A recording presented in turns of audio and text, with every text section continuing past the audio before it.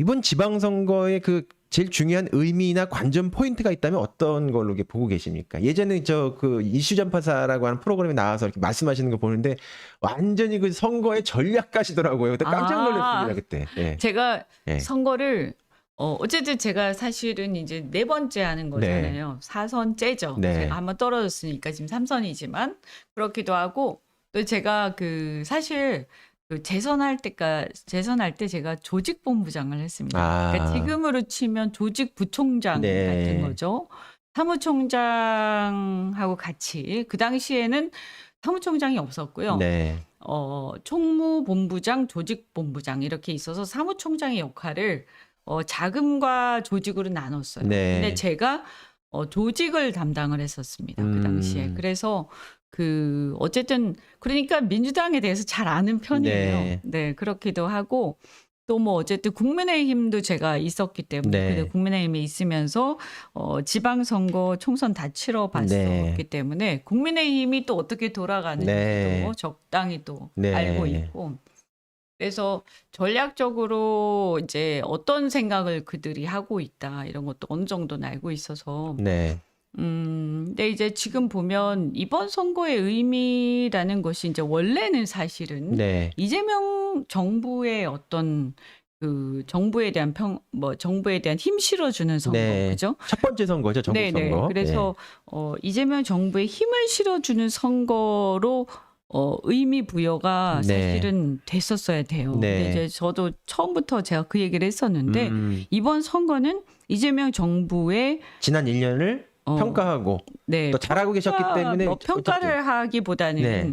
이제 초반이니까 그래서 이재명 정부가 하고자 하는 게 이런 게 있는데 이런 것들을 제대로 실현하기 위해서 지방 정부를 뒷받침해야 된다. 네. 그래서 우리가 이제 내란이 있었고 그 내란을 극복하면서 중앙 정부를 세웠죠. 네. 그래서 내란이 진짜 제대로 극복이 되려면 사실은 회복이 되는 과정에서 윤석열 정권이 이제 무너지면서 이재명 정부를 세우면서 내란이 극복되는 그렇죠. 거잖아요. 네. 근데 이게 중앙 정부만 한다고 되는 게 아니에요. 그렇죠. 생활 정치가 내 그렇죠. 삶이 바뀌어야 되는 그렇죠. 거예요. 근데 내 삶이 바뀌는 것은 사실은 생활 정치가 바뀌어야 되는 거예요. 그렇죠. 사실 이재명 정부는 바뀌긴 했어요. 중앙 정부 바뀌었지만 그것은 이제 TV에서 바뀌는 맞아요, 거고요. 맞아요. TV에서 네. 내 주변이 바뀌는 거는 지방 정치가 바뀌는 네. 거거든요. 그래서 내 삶이 바뀌는 정치가 바로 지방 정치고 네. 내 삶이 바뀌는 그래서 내란 이후에 내 삶의 변화를 주체적으로 가져오는 선거가 바로 이번 지방선거다. 네. 이게 캐치프레이즈가 네. 돼요. 뭐 명확하시네요. 네. 근데 이제 제가 그런 것을 주도적으로 할 수 있는 위치에 있지 않았기 네. 때문에 저는 좀 아쉬웠어요. 굉장히 아쉬운데요. 네. 그렇게 갔었어야 저는 네. 이긴다라고 생각을 네. 했거든요. 그건 전략의 문제이기도 하지만 이 시대의 정치를 어떻게 우리가 이전과는 다르게 이해해야 되는데 그냥 패러다임 전환의 문제이기도 해요. 패러다임 전환해야 되는 거죠. 그리고 거기에는 두 가지가 있는 거예요. 내란이라는 것을 총산 문제에만 국한되는 게 네. 아니고요. 시대 변화라는 게 있는 거예요. 네. 저는 어떻게 읽고 있냐면 지금 사실은요, 이미 시대의 변화는 이재명 대통령이 당대표가 두 번째 되시면서 오고 있었어요. 네. 그래서, 원래 이제 이재명 대통령께서 민주당의 당대표가 되는 과정 자체가 네. 사실 그분은 민주당의 주류가 아니세요. 그렇죠. 아까 말씀드린 것처럼 소위 육두품 네. 표현이 그렇습니다만 소위 말하자면 어떤 운동권 계보가 네. 아니세요. 네. 그러나 변화는 늘 그런 방식으로 와야만 하는 거예요, 사실은. 그렇죠. 네. 그래서 뭐냐 하면 어떤 소위 전통적인 예. 국힘으로 치면 소위 이제 과거의 세력, 그다음에 민주당의 과거의 세력, 민주화 네. 세력, 이 이제 끝나가는 시대인 거예요. 네. 민주당에서. 네. 어떤 역할이 끝난 거죠. 네. 그거는 네. 시대는 네. 어차피 세월은 네. 흘러가는 그건 거예요. 선악의 문제가 아니라 그냥 그러니까, 리얼한 거예요. 네. 그거를 이렇게 기분 나쁘게 봐야 될 그럼요, 필요는 없어요. 그럼요. 그건 네. 어차피 시간은 세대의 변화이기도 한 거고. 세대 네. 교체인 거거든요. 그래서 이제 이재명의 시대가 시작이 되면서 세대가 변하는 거거든요. 그렇죠. 시대가 변하는 건데 그렇게 시대가 변해가는 것 자체, 이재명 대통령이 민주당의 당대표로 선출되는 것 자체가 두 번째 선출되면서 저는 이 어떤 과거의 문재인 시대에서 이재명 시대를 건너오는 것 자체가 그런 어떤 새로운 어떤 시대 변화를 반영하는 것이었다라고 해석을 해요. 네. 그리고 또 그렇게 제가 얘기를 했어요. 예. 그 당시에. 그리고 그런 변화가 민주당에서 일어났어요, 실제로. 네. 그래서 실용주의로 네. 이 전환이 됐고요. 그래서 그 당시에 보면 이재명 대통령 당대표 시절에 상당히 많은 어떤 정책적인 여러 가지 모색, 그러면서 그 중에 하나가 이제 그 주식 시장에 대한 관심과 자본 시장에 대한 관심, 이렇게 네. 경제적으로는 여러 가지 얘기를 하셨고 뭐 머니무브 얘기도 하시고 막 하셨던 거죠. 근데 이렇게 해가면서 해가고 있었는데 네. 그래서 굉장히 많은 변화가 당내에 막 일어나고 있었어요. 근데 시민들도 굉장히 좀 지지를 했던 것 같아요, 그때요. 네, 이제 아마 조금 한번 생각해 보시면 네. 당에 엄청난 변화가 있었어. 네. 그리고 그 당뿐만이 아니라 대한민국 전체적으로 큰 변화가 일어나고 있었어요. 네. 근데 한번 생각해 보세요. 반동이 일어났어요. 네. 그게 24년 12월 3일이에요. 네. 역사적 반동입니다. 네. 그러니까 윤석열이라는 이상한 사람이 옛날에 등장을 했는데 3년인가 한 5년 전이죠. 네. 등장을 했는데 이 사람이 그냥 검찰이 아니고 그냥 검찰 세력 이 정도 수준이 아니라 그렇죠. 역사적 반동 인물이었던 거죠. 그렇죠. 그래서 이 사람이 정말 집권 세력 내에서도 거의 뭐 괴물과 같은 사람이 등장하는 이 사람이 건데. 정말 어이가 없게도 그냥 그렇죠. 단순히 보수 뭐 그냥 꼴통 보수 이런 수준이 아니라요. 어이가 없게도 이 사람이 그 반동을 일으킨 거예요. 그러니까 어떻게 이 시대에 있잖아요. 그걸 할 수가 있습니까? 쿠데타를 일으킬 수가 있어요? 그렇죠. 아니 어이가 없잖아요. 그렇죠. 어이가 없죠. 네. 근데 그러니까 아니 보수들도 봐도 어이가 없을 거죠. 그렇죠. 어이가 없죠. 그러니까 이 윤석열이라는 사람이 자기 주변에 누구죠? 이제 이름도 생각이 안 나네. 그 경호실장 이름도 생각이 안 나. 네. 김 씨였는데요. 아유 하여튼 네. 이제 지나간 세력이다 보니까 어쨌거나 너무. 네. 그래서 그 세력들과 함께 네. 엄청난 역사의 반동을 일으킨 거예요. 그래서 이게 80년대로 돌아간 거예요. 그렇죠. 이게 어떤 걸 일으켰냐면요. 전체적으로 정치판에 역사 반동을 일으킨 겁니다. 네. 그래서 원래는요. 당연히 그 정치판에 세대의 어떤 변화와 시대의 변화가 일어나고 있었는데요. 네. 그것이 윤석열의 역사의 반동에 해당하는 쿠데타로 인해서 네. 전체적으로 그게 국힘만 반동으로 간 게 아니라 그 상대방이 민주당까지 반동의 분위기로 이렇게 같이 갈 수밖에 없는 거예요. 왜냐하면 쿠데타를 막아야 되니까 네. 쿠데타를 막기 위해서는 다시 민주화 시대로 돌아가야 투사가 되는 필요한 거예요. 거죠. 거기에 대해서. 다시 돌 민주화 던질 사람이 필요하고. 다시 민주화 네. 시대로 돌아가야 돼. 프레임으로 돌아가야 돼. 그건 나쁜 게 아니에요. 그건 자연스러운 거거든요. 그래서 일시적으로 모든 뭐 AI 대전환이니 기술 자본주의니 이런 거 다 때려치우고 일시적으로 우리가 무너지는 집을 막아야 되니까 지금. 우리가 그 쿠데타를 막기 위해 모든 역량을 거기에 쏟아 부은 거죠. 그래서 대통령도 심지어 거기에 몰두를 하신 거예요. 그러다 보니까 우리의 역량이 거기에 집중이 됐던 거고요. 그래서 일시적으로 또 그런 인물들도 그런 쪽으로 특화된 분들이 그게 나쁜 게 아니에요. 나쁜 게 아니에요. 그러니까 민주화 투쟁에 굉장히 이렇게 굉장히 쓰임새가 거기에 특화된 그렇죠. 분들이 나서게 되는 거죠. 그런 분들이 앞장설 수밖에 없죠. 그래서 그렇게 해서 역사가 그렇게 이제 일시적으로 이제 좀 정체가 된 거고요. 저는 이제 그래서 그 윤석열의 쿠데타가 불러온 일시적 어떤 반동 현상이 있었다고 보고요. 그러나 이제 다시 회복이 되면서 결국에는 정상화되는 과정이잖아요. 그래서 정상화되면서 민주당도 네. 다시 정상으로 빨리 돌아가야 된다고 네. 생각합니다. 지금 시점에 좀 맞게끔. 네, 그래서 네. 이번 지방선거 아까 네. 말씀하셨잖아요. 이번 지방선거가 이제 그 종결점이라고 보죠. 네. 그래서 이번 지방선거 이후는 상당히 달라질 겁니다. 아, 이거 좀 달라지면 좋겠네요. 아니, 그러니까 이게 모든 것은 상대적이잖아요. 그렇죠. 모든 액션이 것은- 있고 리액션이 있는 거니까. 모든 것은 상대적인 거죠. 우리가 뭐 달라지기 싫어도 네. 상대가 달라지면 달라질 수밖에 없는 상황이 오는 것인데 상대가 그래서 상대가 안 달라지기를 원하면 안 돼요. 네. 그것은 좋은 생각이 아니에요. 근데 그런 지점에서 저도 이제 그렇게 말씀을 드려요.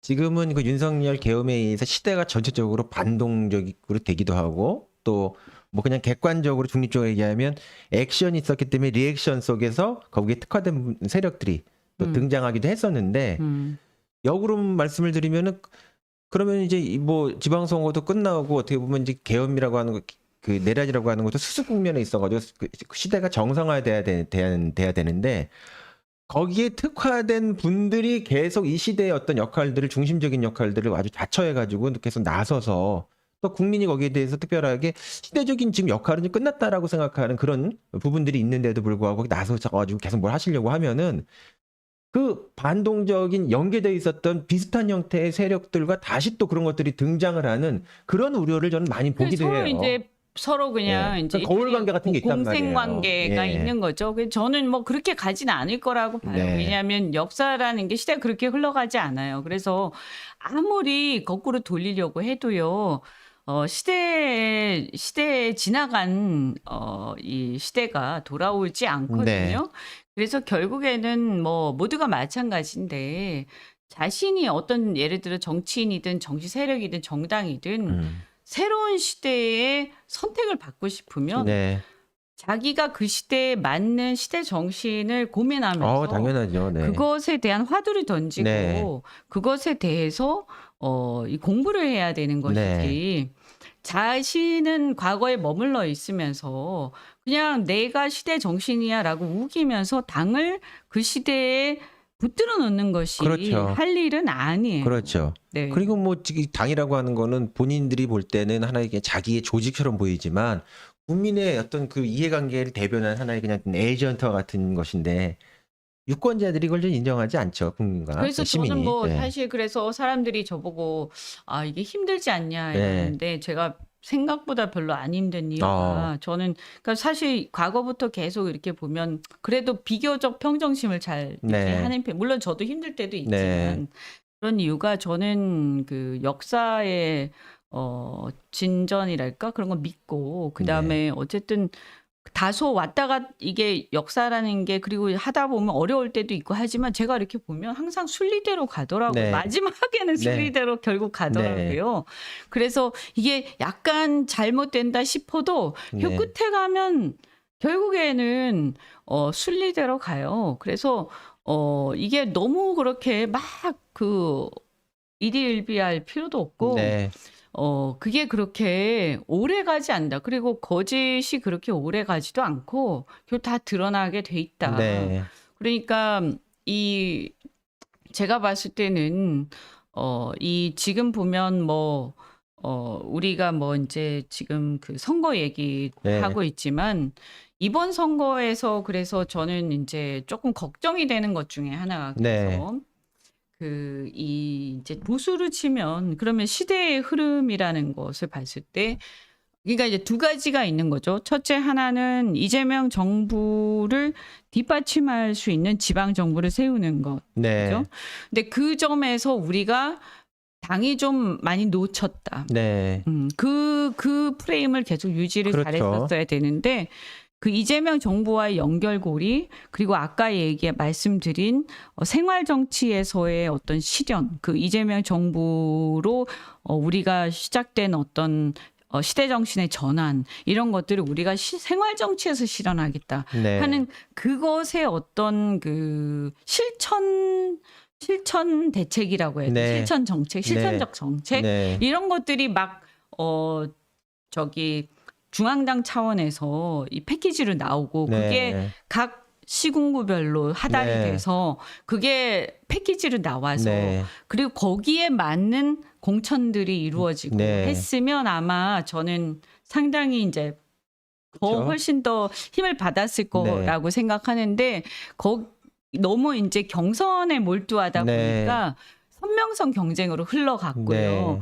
그래서 뭐 그건 어쨌든 뭐 당 지도부의 또 관점이니까 제가 그걸 뭐라고 말씀은 못 드리겠어요. 근데 저 같으면 그렇게 했을 것 같아요. 근데 뭐 그건 또 어쩔 수 없는 거니까. 그래 이제 그렇게 됐고 그다음 또 하나는 뭐냐 하면 저는 아까 역사의 반동이 윤석열로 인해서 일어났는데 네. 그 역사의 반동이 이제 청산되면 끝나는 것이지 않습니까? 네. 그럼 결국 뭐냐? 시대 전환이죠. 그래서 이 지방선거를 통해서 시대가 전환되고 새로운 시대로 나간다. 그러면 보수 입장에서는 뭐냐면 네. 보수의 새로운 시대로 나가는 것을 표방했었어야 되는 거죠. 네. 근데 아마 그게 제대로 못했을 거예요. 네. 그럼 그걸 제대로 한 곳은 이기는 것이고요. 네. 쟤들도 못한 곳은 지는 거예요. 네. 그러니까 지금 보면 한동훈이 뜨는 것은 네. 그것의 반영이라고 저는 네. 봐요. 그래서 우리 입장에서는 상당히 그것이 아픈 부분이고 그래서 지금 하정우 수석이 굉장히 어려움을 겪고 있는 네. 게 그 정신하고 부딪히고 있는 거죠. 네. 그건 뭐 이 한동훈이 잘나서가 아니에요. 그냥 그 보수 세력 내부 안에서 볼 때는 뭔가 시대의 조류를 그렇죠. 그렇죠. 그 시대적 조류하고 예, 그 부딪히고 위기 속에서 있는 거예요. 이거라도 선택해야 된다라고 그런 하는 거죠. 절박함이 있는 그런 거죠. 절박함하고 부딪히고 있는 거죠. 그걸 생각하면 대구의 추경호 같은 분이 나온 거는 좀 그 웃기는 거예요. 그건 거의 웃기는 거. 어려운 근데 이제 거겠네요. 근데 대구는 워낙에 근데 우리가 대구까지 욕심을 부리기에는 조금 네. 제가 볼 때는 이 대구의 변화를 하루아침에 저는 대구는 뭐 이기면 좋은데 네. 지지율이 얼마나 나오느냐가 네. 저는 관건이라고 보고 상당히 그래도 지지를 많이 받을 거라고 봐요. 네. 그래서 어쨌든 이기면 좋고요. 네. 못 이기더라도 이번에 사상 최대의 득표를 할 거라고 봐요. 대구는. 네. 그러면 거기 상당히 의미가 있다고 네. 보고요. 그 다음에 이제 지금 보면 지금 막판에 상당히 결집을 했어요. 네. 보수 세력이. 네. 근데 막판에 상당히 결집을 했는데 이 결집하게 된 거는 아까 얘기한 우리가 이제 갈피를 좀 잃은 네. 그런 게 좀 있죠. 그러니까 네. 이재명 대통령 연결해서 네. 쫙 가야 되는데 네. 그 너무 굉장히 간단하면서 선명했던 거였는데. 예. 이게 사진도 이제 뭐 좀 아니 그런 많이 안 썼어요. 왜냐하면 그렇죠. 근데 사진 왜 많이 안 썼냐? 중앙당이 그것도 있었지만 사실 너무 방심했어요. 그러니까 안 써도 될 것 같거든. 그러니까 막 이게 어려운 선거면 네. 대통령 사진이라도 써서 다 붙이고 막 했을 텐데 대통령 사진 안 써도 될 것 같이 굉장히 차이가 많이 났으니까 초반에. 그래서 뭐 당 대표의 사진이 붙어 있고 뭐 이런 데도 있더라고요. 그거는 그건 이제 호남이라든지 네. 뭐 그런 거겠죠. 근데 그러다 보니까 그런 부분에서 좀 절박성이 좀 떨어졌다. 네. 근데 이제 그 막판에 이 올라갔던 부분은 결국에는 마지막에 제가 보면 선거는 항상 마지막에 한 자리 차이로 네. 줄입니다. 결국 우리 양다제이기 때문에 네. 아무리 힘들어도 네. 대통령 지금 그 대통령 선거 때예요. 그렇죠. 얼마 차이 안 났어요. 그렇죠. 안 났죠. 그 상황에서도. 네, 그 상황에서 깜짝 놀라는 거죠. 네. 그게. 그러면 이번에 그렇게 생각하면 최선의 후보와 최악의 후보가 나왔음에도 불구하고 그랬단 말이에요. 그게. 그러면 이번 지방선거 때 네. 많이 차이 나겠습니까? 네. 근데 이겨도 많이 차이 안 난다고 생각해야 되는 거예요. 그래서 이 우리가 그 여론조사를 너무 맹신하면 안 돼. 그냥 흐름만 보는 거지. 네. 차이가 얼마나니까 저렇게 차이 나고 절대 그렇지 않습니다. 네. 네, 그래서 여론조사 차이 나는 거에다가 더하기 얼마 정도 해서 생각해야 된다. 왜냐하면 당신 예를 들어서 우리 여기 계신 분들도 한번 생각해 보세요. 만약에 지금 윤어게인이다. 답을 할까요? 답을 안 할 가능성이 네. 많죠. 그죠? 그리고 국힘을 지지한다. 아마 이렇게 그 면접조사면 네. 답을 안 할 가능성이 네. 있을 거예요. 그래서 면접조사는 답을 안 할 가능성이 높기 때문에 면접조사에서 나오는 차이는 어느 정도 감안해서 플러스 얼마 하고 봐야 된다라는 말씀 드리고요. 그렇게 보면 그때도 제가 몇 가지 말씀드렸지만 네. 우리가 몇 가지 이제 좀 실책들이 있었기도 했고 네.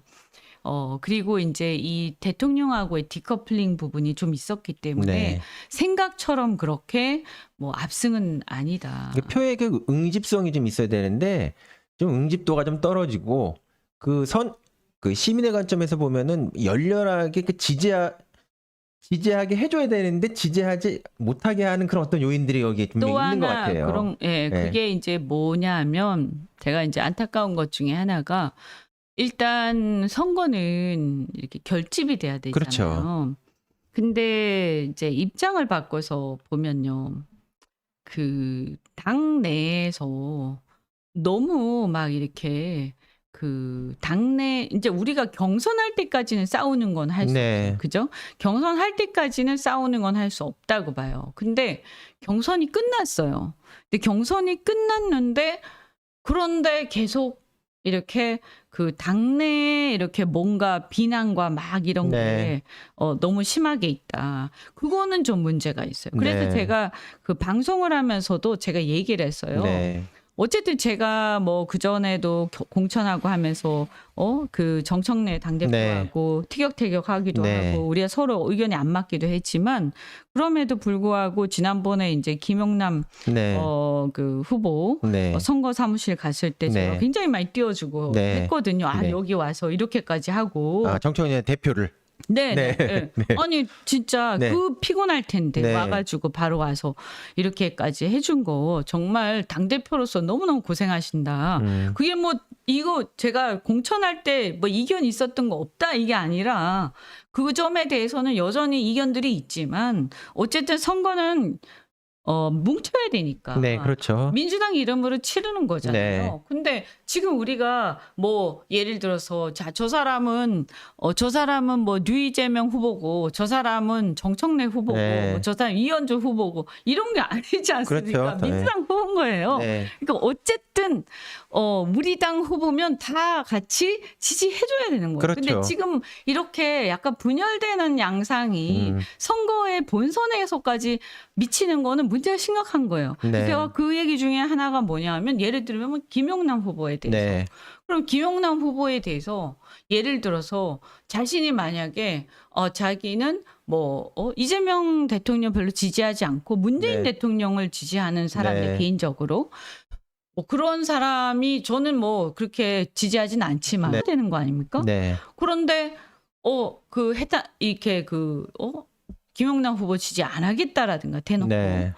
그러면 뭐 다른 당원을 하시든가 그죠? 네. 네, 당당하게 그건 누가 뭐라고 합니까? 근데 그렇게 안 하고 민주당 있으면서 그렇죠. 계속 욕하고 그렇죠. 계속 이상한 유튜브 올리고 네. 이렇게 하면 안 된다는 거예요. 저는 깔끔하게 해야 된다.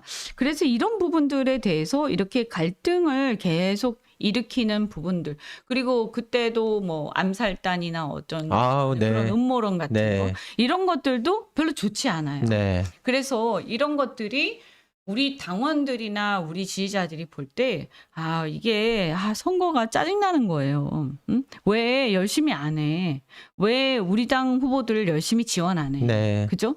그러니까 예를 들면 경기도 같은 경우에 저는 뭐 가끔 가긴 합니다만 네. 김영남 후보 어쨌든 우리 당 후보인데 어쨌든 우리 당 후보뿐만 아니라 지금 사실 그 대통령이 영입하신 분이기 때문에 제일 환대를 하고 이분이 잘 돼야 되는 저는 선거구라고 생각을 하는데. 예. 그러니까요. 네. 예. 그런데 왜 이렇게 가서 좀 지원하고 해야지. 네. 그 경기도는요. 예를 들어서 저희 지역구 이제 용인 같은 데는 그렇게 막 여유가 많지는 않아요. 네. 근데 이제 하남, 용인, 성남 뭐 이런 데는 이제 원래 전통적으로 약간 중도성이 강하기 때문에 네. 그리고 저희 같은 경우는 그래도 지역구가 빡빡하니까 막 열심히 지역구 네. 해야 되지만 예를 들어서 이 서부 지역 네. 이런 데는 막 진짜 막 한 20몇 %씩 여론조사하면 이기거든요. 네. 근데 이런 데 있는 분들은 좀 가서 지원 많이 해주고 네. 돼요. 그러니까 그런 것들을 좀 분위기를 으쌰으쌰를 해야 되는데 뭐가 이렇게 하나로 잘 안 모인다. 응? 이런 안타까움이 있죠.